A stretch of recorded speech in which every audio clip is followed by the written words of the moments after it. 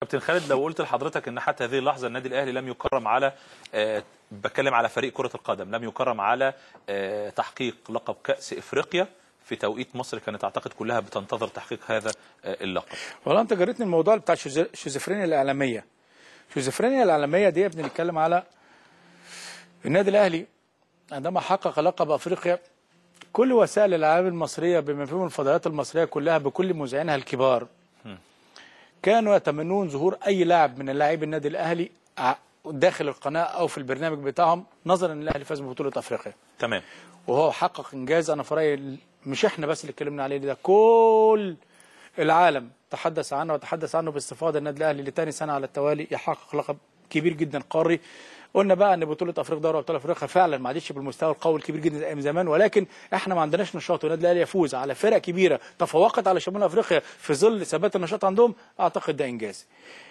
جينا بعد بطوله كاس العالم للانديه والنادي الاهلي حقق يعني او خسر، وكان الاداء سيء جدا امام جوانزو. انا من قبل البطوله اتكلمت وقلت جوانزو اقوى مشاركه او اقوى افتتاحيه، مباراه افتتاحيه للنادي الاهلي في تاريخ مشاركاته في كاس العالم. ليه؟ لامور كتير. واحد، مدرب كبير اسمه مارشيلو ليبي عنده خبرات عاليه جدا. اثنين، 3 لعيبه قدام كل واحد منهم اقل 10 مليون يورو، منهم كونكا اللي هو انتقل دلوقتي لفلومينينزي البرازيلي. 3، ان بتتكلم على ثبات المستوى والتضخم الانفاق العالي الكبير جدا اللي موجود في الصين. 4، ان انت بعد كده لو كسبت جوانزا هتلعب البايرن ميونخ، وده فريق كبير عنده امكانيات عاليه جدا. صحيح. لما خسر النادي الاهلي فوجئت بحاجه ثانيه خالص. انا لعبت النادي الاهلي شاخوا وكبروا، محمد يوسف ما ينفعش، النادي الاهلي لابد من عمليه احلال وتجديد.